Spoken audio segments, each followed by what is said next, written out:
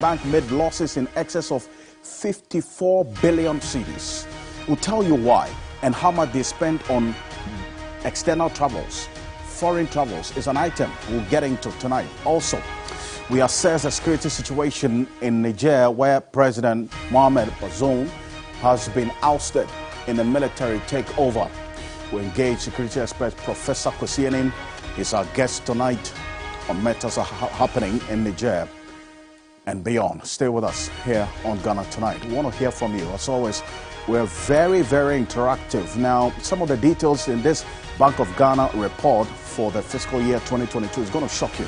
And that's why we're going to spend some time to get into the details of it and how that impacts on you and I. Very, very important. Let's hear from you. The hashtag is Ghana Tonight on Facebook and Twitter. Let's get talking. Let's settle for Ghana Briefs.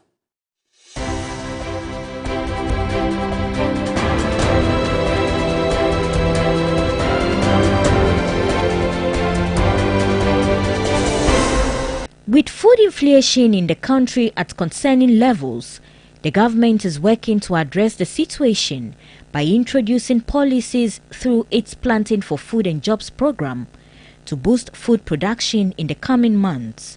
This is among other issues highlighted in this year's mid-year budget statement by the Finance Minister earlier today in Parliament. Improvements in Ghana's agriculture sector. This has resulted in increased food security, employment along agricultural value chains, and accessibility of raw materials for developing industries. The program has directly contributed to increased crop yields for major food staples such as maize, rice, and soya by 135%, 67%, and 18% respectively within the period. Banking consultant Dr. Kojo Abuaji Deborah is calling for Parliament's immediate intervention to restore the capital of the Bank of Ghana. The central bank reported significant losses totaling 60.81 billion cedis for the financial year 2022, in stark contrast to the 1.23 billion cedis profits recorded in 2021. Dr. Abuaji Deborah spoke on Business Focus. Bank of Ghana is operating treasury functions and policy functions. I think with time we need to look at some of those, but for now I'm advocating that look, we need a transition in terms of supervisory role for restoration of capital. Because Bank of Ghana mandates now, given the opinion of the auditors, I think it would be appropriate on their own sense to ask a third party to step in transitionally. Tricycle riders have refused to comply with directives by city authorities not to operate within the central business district of Kumasi. The riders are resisting the move to ban them from entering the restricted zones. KMA officials say they are aiming at voluntary compliance of the directives, but would be left with no option to apply force if persuasion fails. We want people to, in their own volition, obey rules that have been set out. Instead of using enforcement to let people do the right thing, we want people to have their attitudes changed. And you know, when attitudes change, it's easier to manage than forcing people to do things. If it happens that by that time people are still being recalcitrant, we will start enforcing the rule. The Colleges of Education Teachers Association, CETAG, has declared a strike from Tuesday, August 1, due to government's failure to implement allowances as ordered by the National Labour Commission. President of CETAG, Prince Obi Hima, declared the industrial action at a news conference in Kumasi. The National Delegates Conference of CETAG has at its meeting held from Sunday 30th to Monday 31st, that effective Tuesday 1st August 2023, all tutors with emphasis, yes, all tutors of the 46 public colleges of education in Ghana are to withdraw teaching and related services until our employer has complied with all the orders of the NLC. On December 9, 2020, police in the northern region raided the Savlugu NDC party office in response to gunshots that killed one person in the constituency. During the search, police discovered an AK-47 rifle and 60 rounds of ammunition in the party's office, which are suspected of being used to commit a crime. The MP was arrested and has since been standing trial. It will be recalled that in March this year, the Tamale High Court issued a bench warrant for his arrest for failing to appear before the court since 2020.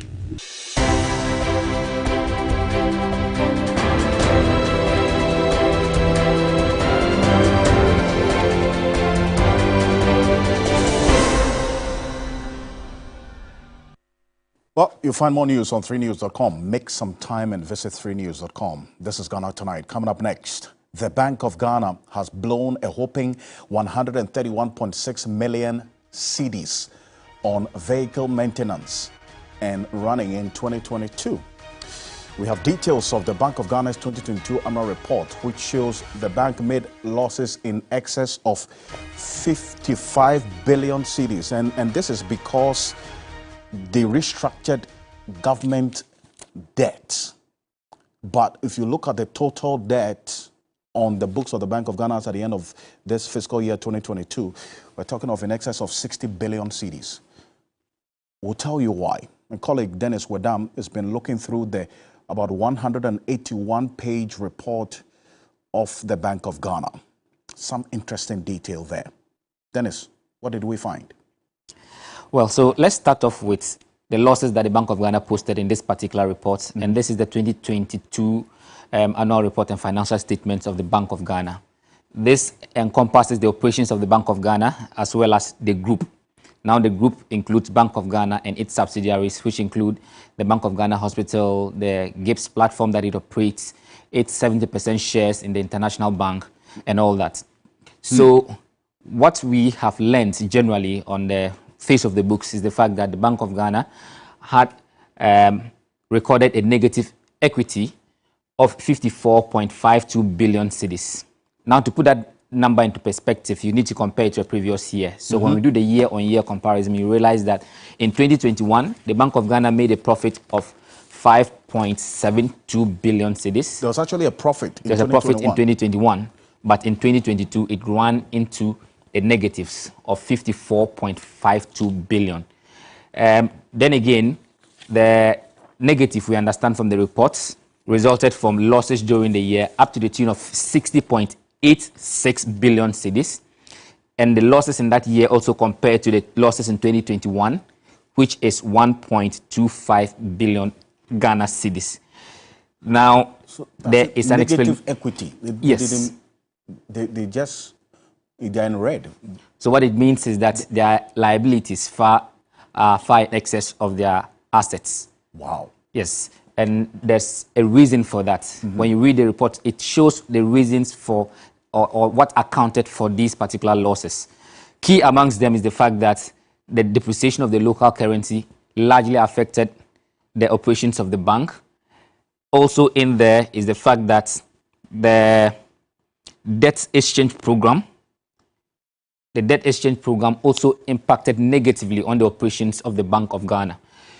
So as we go along, you get to know how much each of these components affected the operations of Bank of Ghana and how they accounted for the losses that sum up to the the excess of 54 million that we are talking about in this particular instance. So the domestic debt exchange program also contributed to the loss that we're talking about. Exactly. How much of that? Let's see. Okay, so for domestic debts, or if you want us to start from there, no. So this is just a second. So this will be domestic debt exchange. Right. That's because the Bank of Ghana also traded in the Government of Ghana bonds. What it means is that when government was doing the debt exchange, the domestic debt exchange program, those bonds that were held by the Bank of Ghana were also affected the same way. Individuals and pensioners were also crying about haircuts. The Bank of Ghana also got its share of that same haircut. I see. And that resulted to a loss of about 40 Okay, so to get the figure here, yes, 48.45 billion Ghana cedis. Wow. Now, this is not the first time it is happening. It had happened in 2021, except that in the 2021, the loss was 0.008 billion Ghana cedis. Now, in 2022, that figure jumped to 48.45 billion Ghana cedis. So that's, according to the report, they say what? This is about 50% haircut. Yes, 50% haircuts. According to the report, that's what is stated. The Bank of there. Ghana took 50%, but look, this is the money that belongs to us, Yes. right? This is the Ghanaian people's money.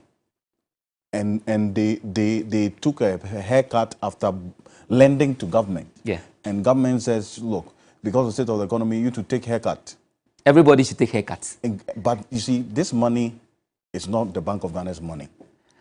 Well, but in this transaction, it is in the name of Bank of Ghana. But it is the Ghanaian people's money. The reason they are accounting for this money in their name, I understand where you are coming from, but there's a reason they are accounting for this money in their name. So on the books of it, it's for Bank of Ghana, and they are losing 50% of it. And this is the amount that they've lost to that particular transaction. I see. So the government said, because I can't pay you now, so Yes, rather let's just restructure the debt. And in the process of restructuring, they lose 50% of that particular investment. It doesn't end there. Oh. It gets intriguing even as we move on. There's a part where the Bank of Ghana lost about 6.13 billion Ghana cedis because of impairment of loans and advances granted quasi-government and other financial institutions. Well, to the tune of 6.1 billion Ghana cedis. Now, for you to always get the picture clearly, you need to compare it to what happened in the previous year. And that's where you get the contrast. Tell me. So when you look at 2021, for that impairment, the loss in there was 0.19 billion Ghana cedis. Now, in 2022, the year under review that we're talking about now, that shot up to 6.13 billion Ghana cedis. Right. There's also another leg of the conversation, Alfred, which has also been topical, and this has to do with the depreciation of our cedi. Good. How does that relate to this report we're talking about? So the Bank of Ghana lost 5.27 billion Ghana cedis as a result of the depreciation of the local currency. 5.27 billion. Yes. Because of the depreciation. So of you the may cedi. have heard people complain about how they lost certain sums of money due to the depreciation of the cedi. The most recent one was the outburst by the Ascent Central MP, Kennedy Japan, Yes. who makes the case that he's lost so much money because of the depreciation of the cedi. He's not the only one in that. The Bank of Ghana lost this much when it comes to the depreciation of the local currency. Now, this is even, if you saw any contrast earlier, I think this contrast is even more striking. Reason being that in 2021, there actually was a gain as a result of the local currency exchange. The gain was 1.07 billion. Now, in 2022, all that gain has been eroded. It ran into the negative, and the Bank of Ghana has lost as much as 5.27 billion Ghana cedis. So these are some of the things that have accounted for the loss of 54.52 billion Ghana cedis by the Bank of Ghana. It's interesting that this detail now gives us a clear idea of what's happening at the Bank of Ghana. And bear in mind that this is the lender of last resort. So if the commercial banks are in trouble, if the government is in trouble, they go to the Bank of Ghana, give us money. And that's why you've seen, especially, the likes of Professor Bokin, who's going to be joining us shortly, and the minority in Parliament, and very well-meaning Ghanaians raise questions about government or the Bank of Ghana continuously financing government projects. Even the IMF also raised concerns about that as well. So, Dennis, there's the expenditure items. Yes. Because sometimes when we take this billions or the 60 billion loss, and as you have detailed the specifics, how about, for instance, items like foreign travels? How much the Bank of Ghana officials spent on foreign travels and vehicle maintenance? Tell us about that. So when it comes to foreign travels and domestic travel in general, the Bank of Ghana spent well over 97 million Ghana cedis for that particular year. That is 2022. Now, comparing that to 2021, the Bank of Ghana spent over 28 million Ghana cedis for local and foreign travels. When you do the computation, you'd notice that this figure is more than a 200% increase. Wow. A jump from 28 million, over 28 million, to 97 million Ghana cedis. That is over 245% increment. So in 2021, they spent a little over 28 million. 28, yes. On foreign travels. Yes. Then in 2022, it jumped to over 97.4 million. Yes. On foreign travels. Yes. So that's it's almost tripled. Did they give details more than of how come the foreign travels went that high? No, none that I have seen in this report. I see. Which other item caught your attention? So there's also the item of motor vehicle maintenance and running. For that particular one, they spent over 130 million Ghana cedis for the year 2022. In 2021, however, they spent over 61 million Ghana cedis. Then again, if you do the computation, this is over 100% increment. In fact, it is 113% increase from 2021 to 2022.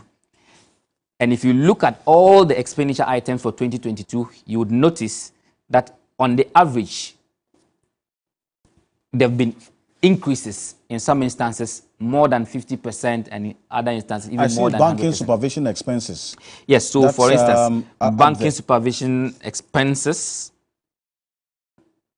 I see some 357 million. Yes, 357 million. And in 2021, that was how much? They spent 77 million? That's 77, yes, over 77 million. And now in 2022, it shot up to over 357 million.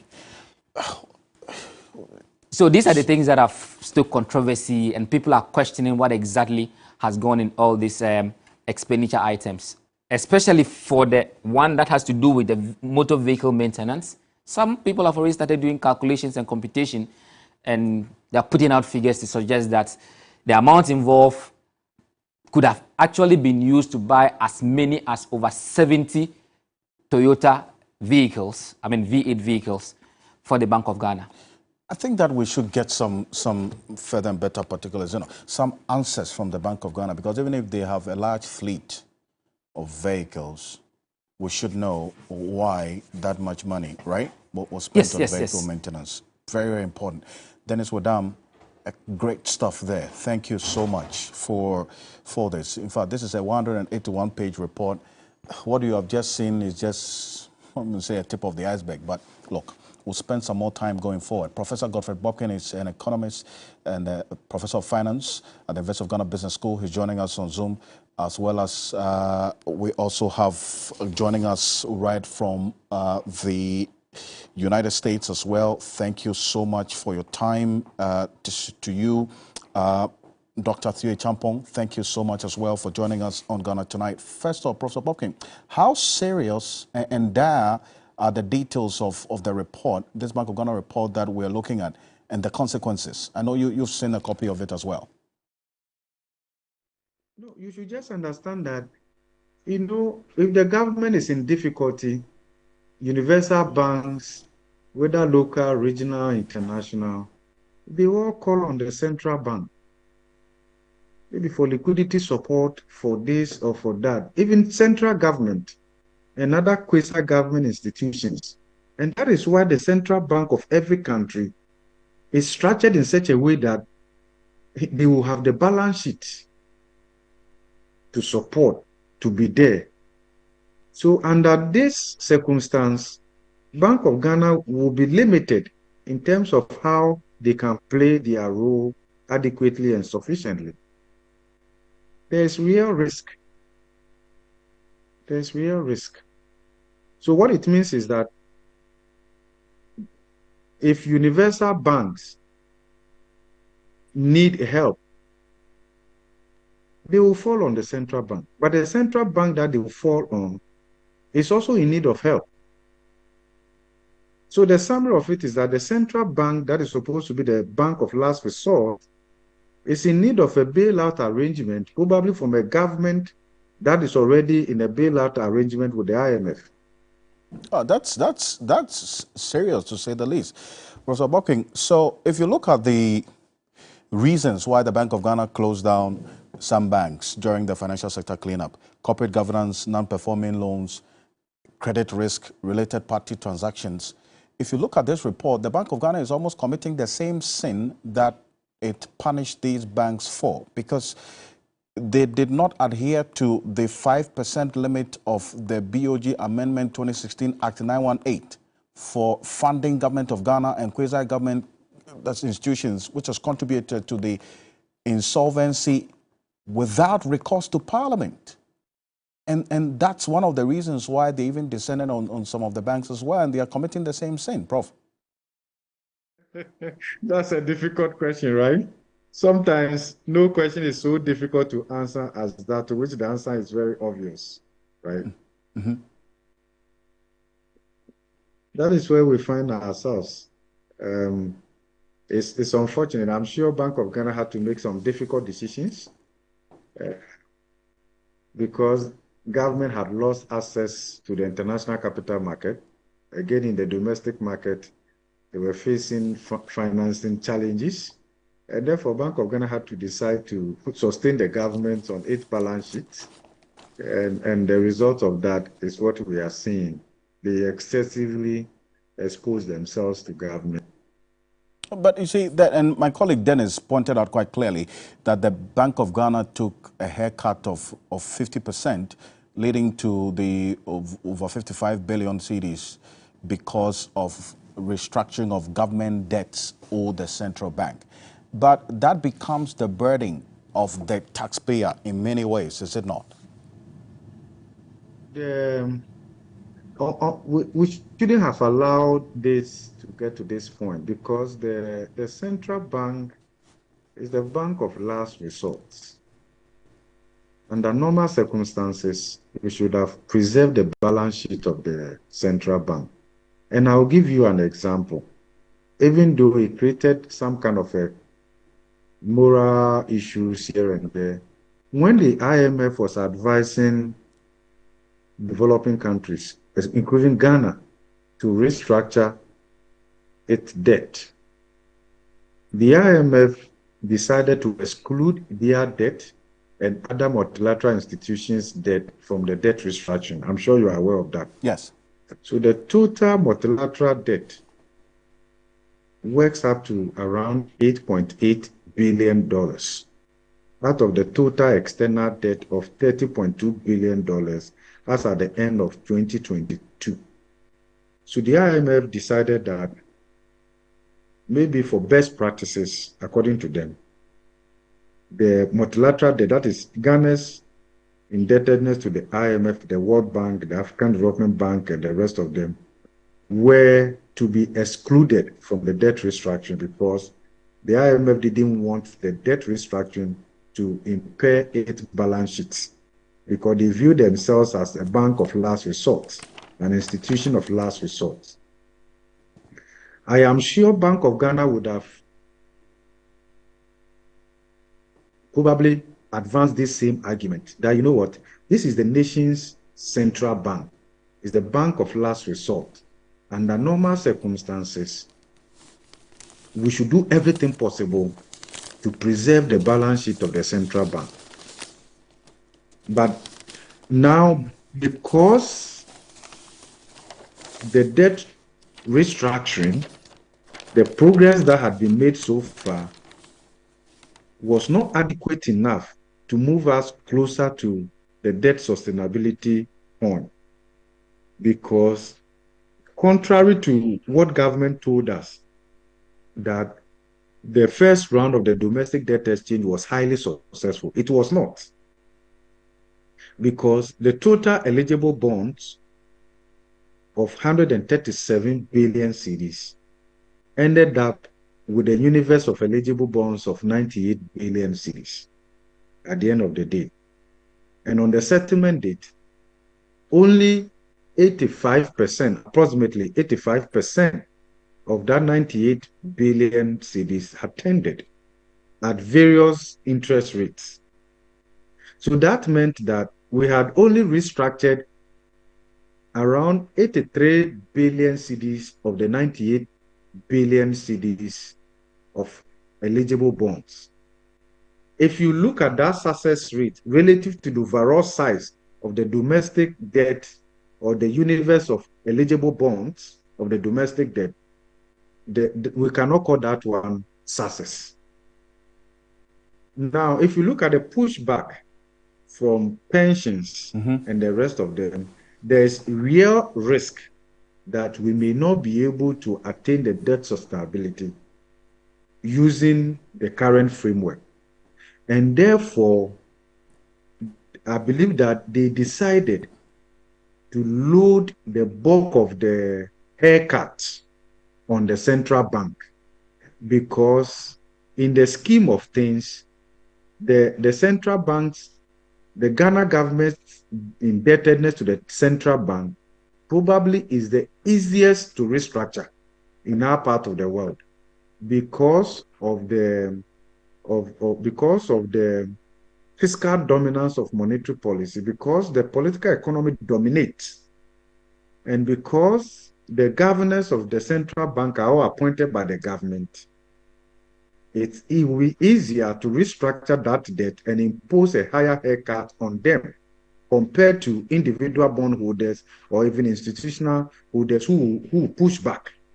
And therefore, you see that the central bank had to take a deeper haircut so that it could move us closer to the debt sustainability point.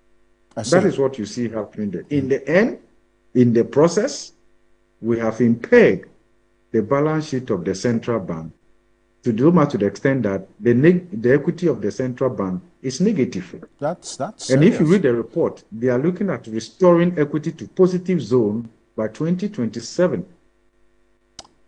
But remember, this is the bank of last resort. Indeed. Okay, so it's not good news at all. It's not good news at all. And I feel a bit embarrassed about this, to be very honest with you. And I think that we could have done better. I think that we failed to protect and to preserve the central bank. Professor Bob King, stay with me, because Dr. Theo Champong, I'm reading a quote attributed to the governor of the central bank, Dr. Ernest Addison, saying that this negative equity does not imply loss of policy effectiveness, and that it is expected to correct itself as the economy recovers. Will that happen? I mean, and based on the details of the report that you have seen, is the governor right to say this? Report, and I've had cause to take a different view of this idea that these losses does not mean that they've lost policy effectiveness and policy efficiency. You could even add that, because look, what's the core mandate of the central bank? You can go and read the Bank of Ghana Act, and one of them, the big mandate is price stability and keeping inflation under control. If you look at the inflation targeting framework and how it's been working over the last couple of years, you can see very clearly inflation has shot up through the roof, and the bank or the central bank is playing catch up by hiking the policy rate to try and bring down inflation. But at the same time, the central bank is also a major part of the causes of the problems of inflation in the country through the deficit financing channel that we've become accustomed to.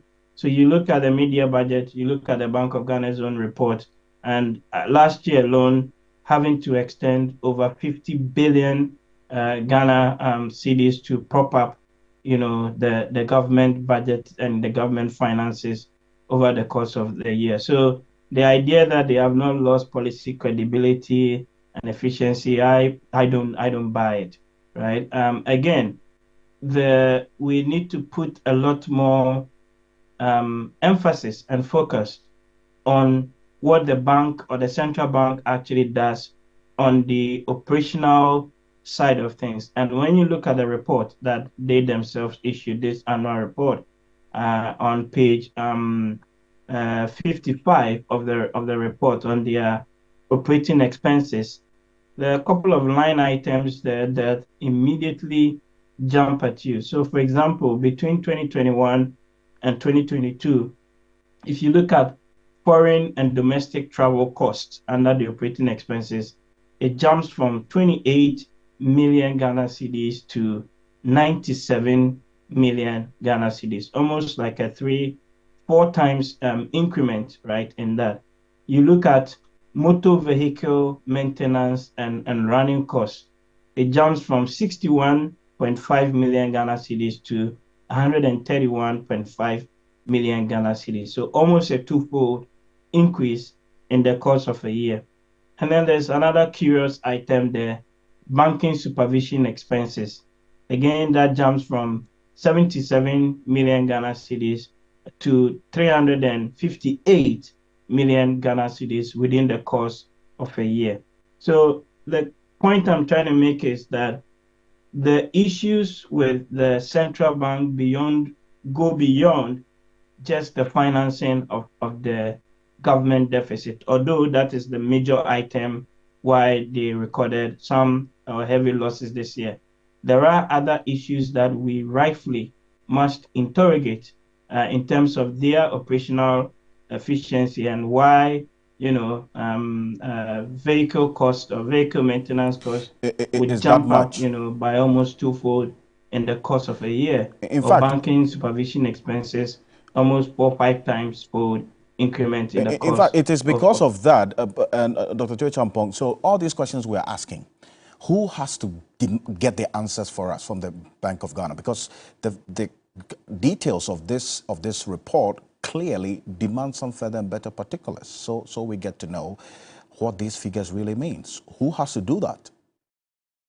There are accountability measures. You read the Bank of Ghana Act and other related provisions. They provide information, they provide updates to Parliament and other related bodies.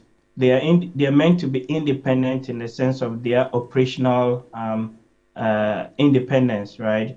Devoid of the central bank, the central government or the treasury telling them what to do.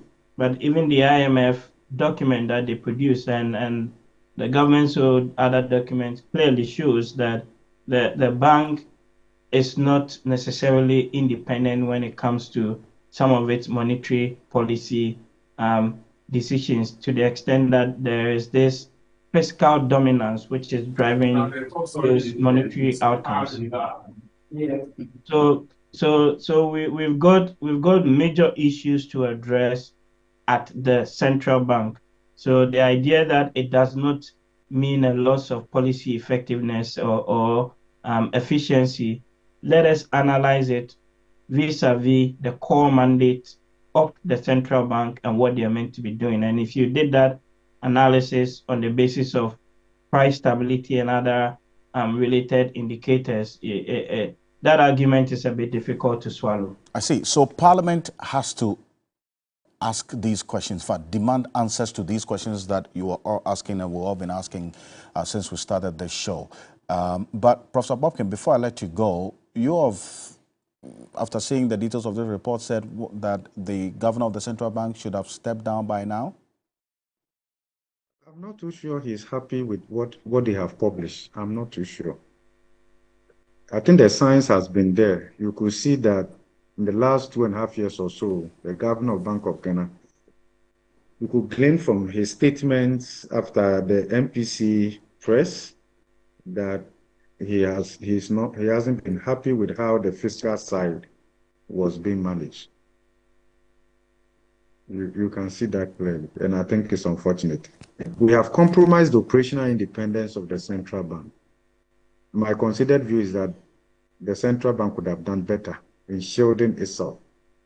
But because the central bank couldn't shield the banking sector they were regulating, then they ended up not being able to protect themselves also. Unfortunate. and we're all exposed to the risk that's come to it. So we will be knocking on the doors of Parliament to get answers to these questions that all of you, and we've all been asking since we started this conversation. Thank you so much, Professor Godfrey Watkins, Professor of Finance at the University of Ghana Business School. Appreciate your time. Dr. Tio Champong, stay with me for the next conversation. Coming up after this quick break, we're getting to the media budget review that's presented by the Finance Minister earlier today. Bring some reactions to some of the details of it. We would get industry, and Dr. Tio Champong, stay with us. We'll be back shortly after this quick break. Stay with us.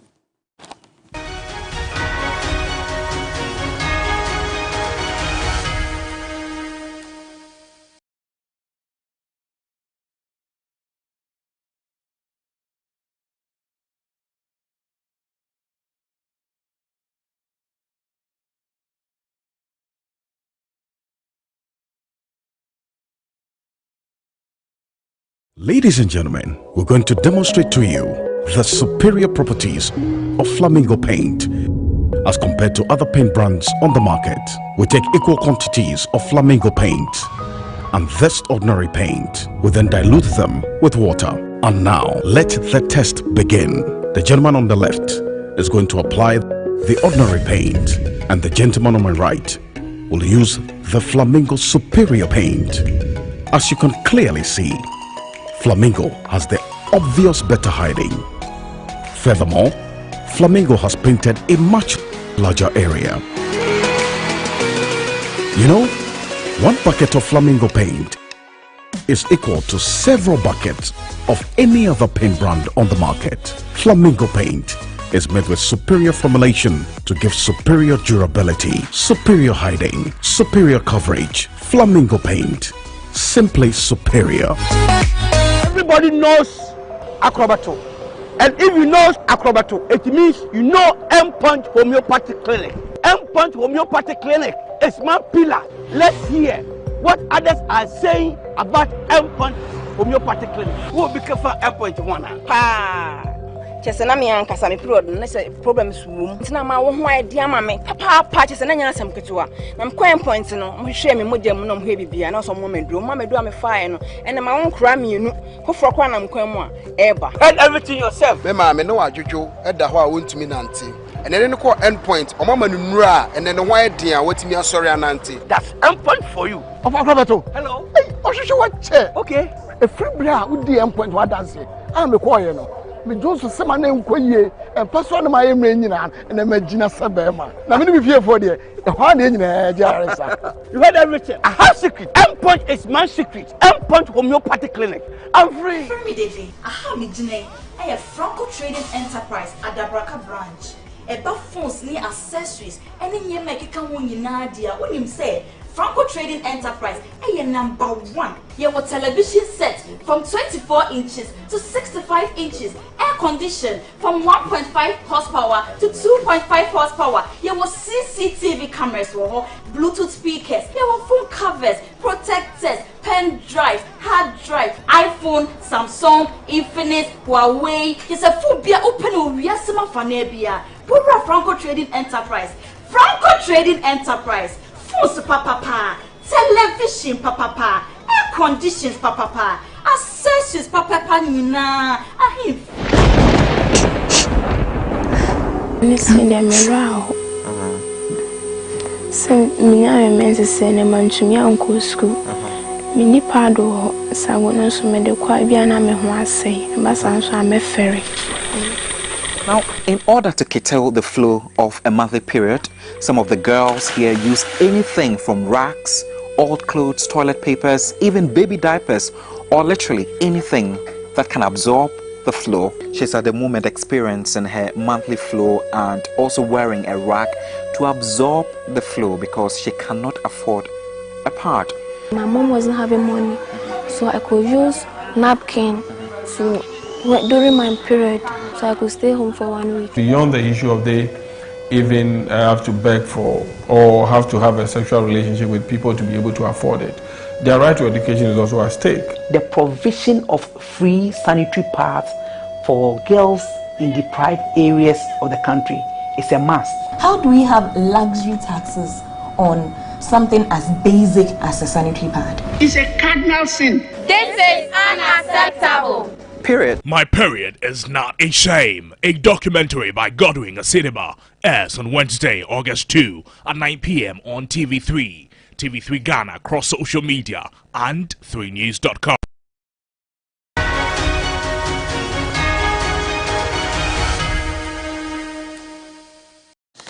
Welcome back to Ghana Tonight. The Finance Minister Kenneth Ofori-Atta presented a media budget review earlier today. A number of highlights. The projected GDP growth rate has been reduced from 2.8% to 1.5%. A few others. Take a look. Yeah. It is no exaggeration to say we cannot find another period in our history where so many different headwinds hit our economy at the same time with unrelenting speed and scale.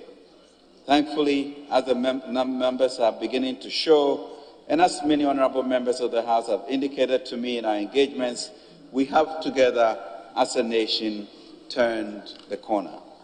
Turned the corner, Mr. Speaker. We have avoided the unimaginable, but what could have been so easily possible under different leadership circumstances.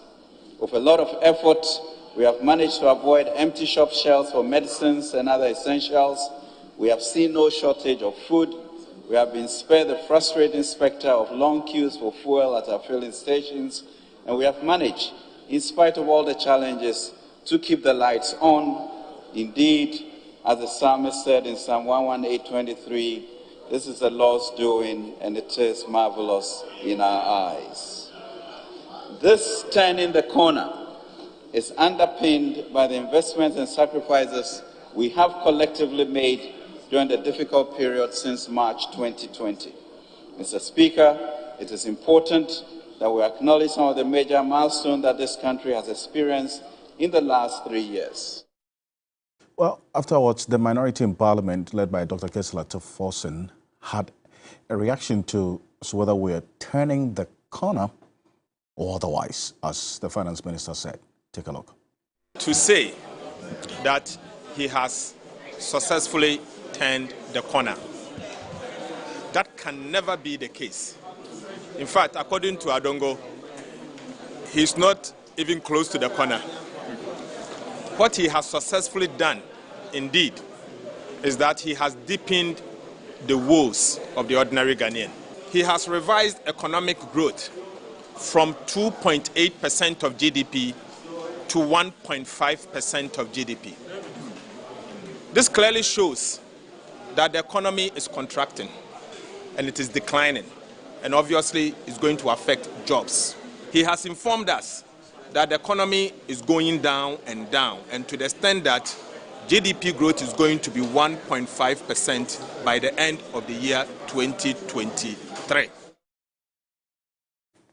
Well, so Dr. Theo Champong is with me, an economist and political risk analyst as well, and Dr. Joseph Obeng is president of the Ghana Union of Trade Association, GUTA. He's joining us as well. Gentlemen, thank you.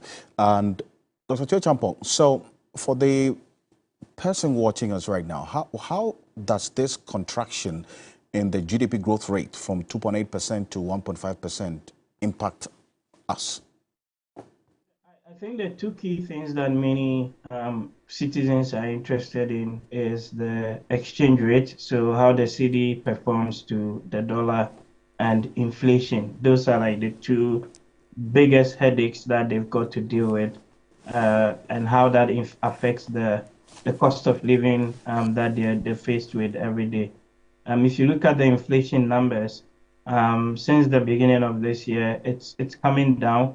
In the media budget, the government says that they're going to be doing just, around the 30% inflation mark end of year, from where we are now, which is 42 or so percent. Again, this will be within the IMF program targets that they've got to meet by the end of year. So that is positive, but of course, 30% is still extremely high, and it still eats into their savings and their livelihoods. On the exchange rate front, we've seen some relative stability in the cedi over the last couple of weeks. My expectation is that this will likely be sustained going forward, especially when you look at the budget, that there is not only a drop in revenue, but there's also a much bigger adjustment or cuts on the expenditure side of things. So those two things, I think, would be really important: exchange rate and inflation. Going towards the end of the year. Right. Dr. Joseph Bing, for you, Ghana Union Traders Association and, in fact, the other private sector players, you had expectations that COVID-19 levy should be scrapped, reduction of some tax items and so on. That did not happen. Disappointed?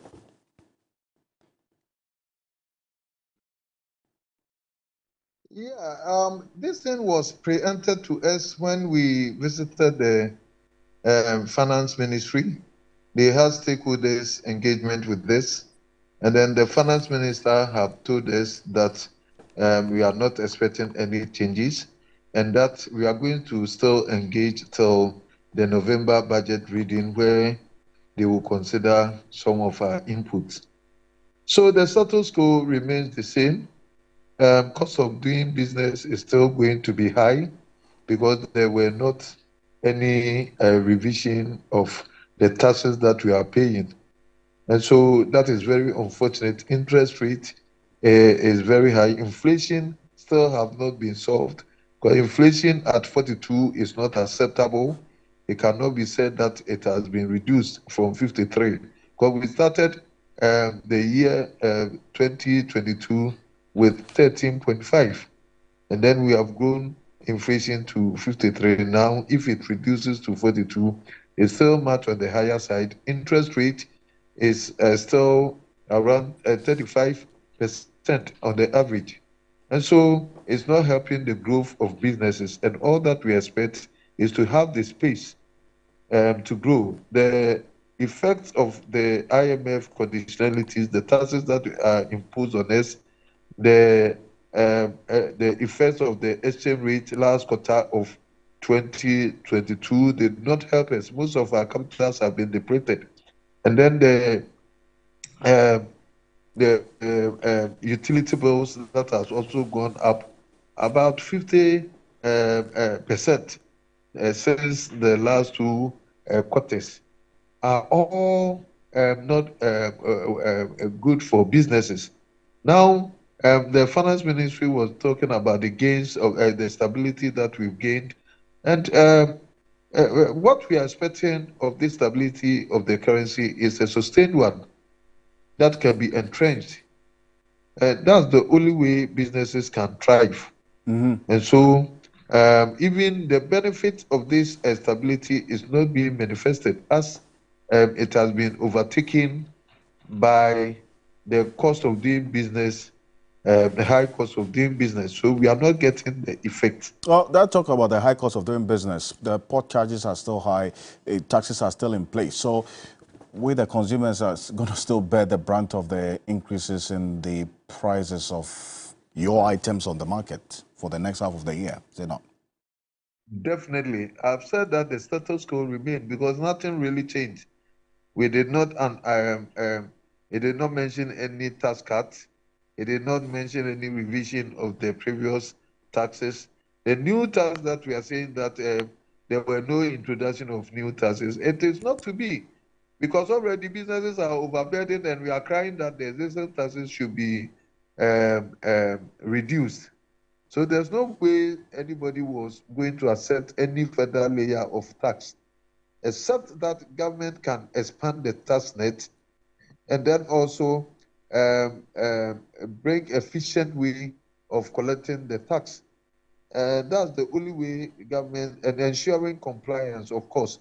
So the taxes need to be made affordable, simplified, and then ensuring compliance. That's the only way government can enhance honest revenue collection and plug the loopholes. And of course, also reduce over expenditure. But when we overspend, that's where we still come to the taxpayer to be burdened again with taxes because we are over spending. And so it is very important that we manage our expenditure. We have to withdraw from the old ways of spending, and then adopt a prudence in our spending, having priorities well set rather than following our probably manifestos and all that. It may not help. At this stage, we don't have the luxury to do everything to for the purposes of getting maybe political advantage and all that. We have to look at the problem head on and solve it. And then later, when we are through, we can do those things also to satisfy the public for our interest. Well, anyway, thank you for your time. Dr. Joseph Obeng is president of the Ghana Union Trade Association, GUTA, and also to you, Dr. Theo Champong, thank you so much. He's an economist and a political risk analyst as well. But let's hear from a section of the Ghanaian public who have been reacting to the fallout from this mid-year budget review. No tax not introduced, I'm not surprised. Looking at the situation in the economy now, I think the individual, the citizens, everyone, we are all aware about the kind of economic challenges we are facing as a nation and even as individuals. So I think introducing another tax or new taxes will bring more burden to Ghanaians. WHO has declared that the COVID is no more a pandemic, and so I was expecting that that tax could have been scrapped. I don't understand why there is no more COVID, but I'm still paying tax. When you go to bar, the restaurants are still paying those tax. So I think I was expecting that the government was going to scrap such a tax. And there are a lot of tax on us already. I mean, as a young person on social media, I'm now being taxed if I want to do ads on social media, etc. And the government is taking a lot of tax. Of course, we admit that we need to help the government build a country through taxation. But sometimes the taxes we pay are not accounted for, and that is why most Ghanaians are not willing to pay their taxes. I was hoping that the tax on sanitary pad could have been abolished or should be abolished, which they didn't take into consideration after the protests and everything, because sanitary pad now has become very expensive and people find it very difficult to purchase, and even those buying now, it's becoming a problem because you see some people have to buy like 2 or 3 and it's becoming very, very expensive. So I was hoping that could have been done just to ease a little bit of pressure from we females or women. Basically, I was looking at having them reduce taxes of the pads, and I'm saying the pads because I'm a female, and I've seen the stress that I had to go through having to purchase menstrual towels that are worth too much than they were in the past 2 years. A lot of concerns there about this luxury tax, really. But anyway, so live here on Ghana Tonight. Coming up next, we assess the security situation in Niger, where President Mohamed Bazoum has been ousted in a military takeover. This happened sometime last week. We gave some security analysts on this because of the spillover effects that we've been talking about over the period. Professor Kwesi Ening is joining us. Thank you so much, Professor Kwesi Ening. He's a Director, Faculty of Academic Affairs and Research at the Kofi Annan International Peacekeeping Training Center. Professor Kwesi Ening, I understand you have a little problem with the camera on your Zoom. We can go without it, but thank you so much for your time. The AU has condemned the regional sub-body, I'm talking about the ECOWAS, has also condemned this coup. But could they have done a bit more than just the condemnation? Because that's what we've seen happen every time these coups occur. Well, let me start this way. 2 things. Multilateral institutions do matter. Leadership does matter. ECOWAS and AU have principles, norms, and values that together form the normative framework or normative frameworks that member states have voluntarily acceded to. Now, when as a member state you accede to join a multilateral institution, what it means in practice is that that member state has the authority and the right to elicit compliance from member states in terms of what you have signed on to. Now, with ECOWAS in particular, in 1993, member states revised the treaty, and Article 58 of the ECOWAS protocol, revised protocol from 1993, enjoins member states to see ECOWAS as a supranational institution, meaning that when we sign on to ECOWAS documents, those documents must be domesticated amongst member states, right, or among the signatory states.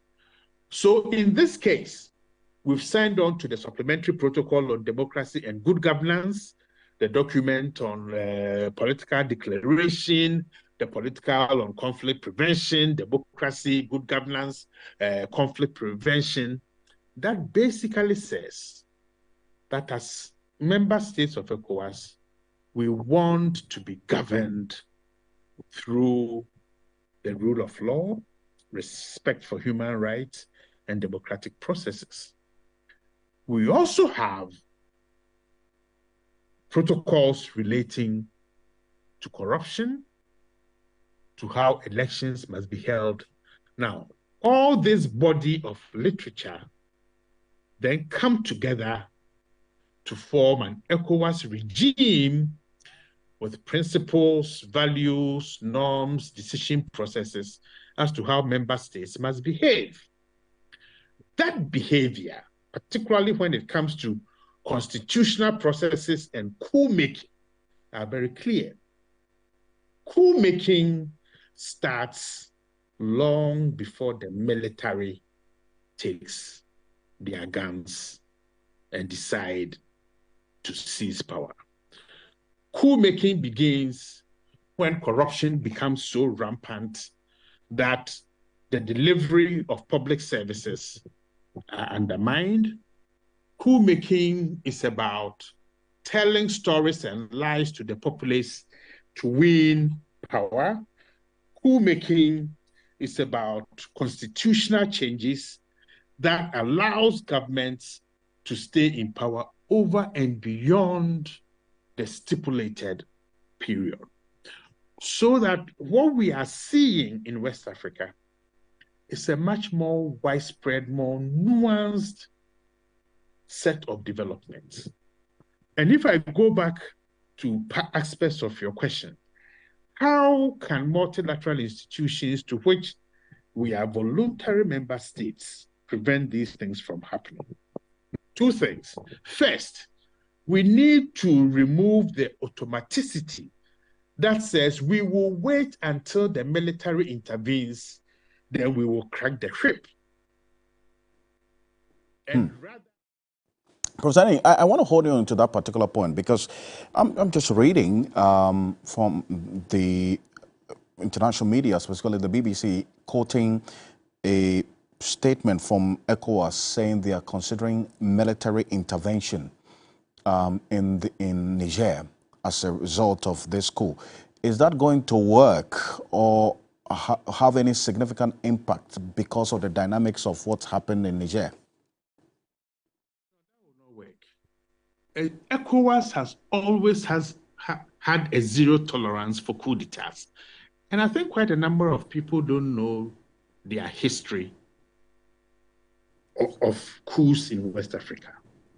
When Sergeant Doe murdered the political leadership in Liberia in 1980, Sergeant Doe attended an ECOWAS meeting, and ECOWAS leaders waited for him to get into the room, and when he was about to sit on his chair, the chair was removed from under him, and the chair was physically taken out of the room. A clear demonstration of non-tolerance for coups.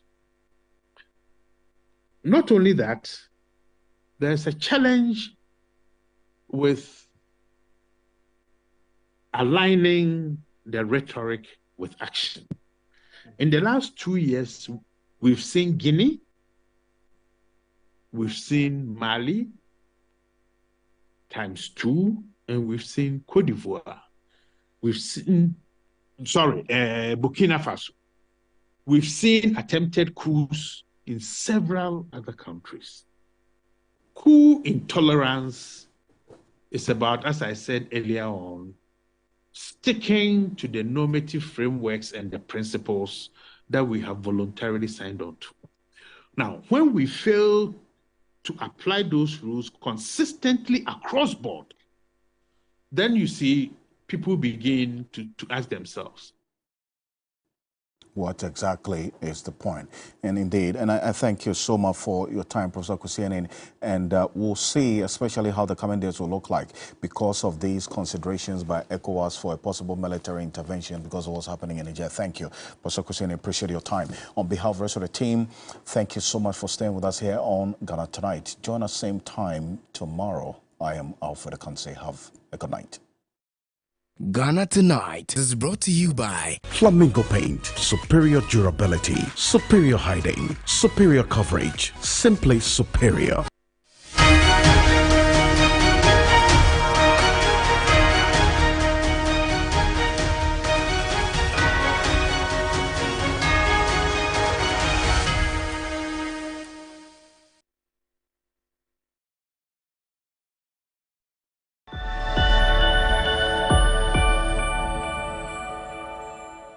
This program is rated PG. It contains scenes of brief nudity, mild violence, and strong language. Parental guidance is advised. This program is brought to you by MTN Reflex Toothpaste.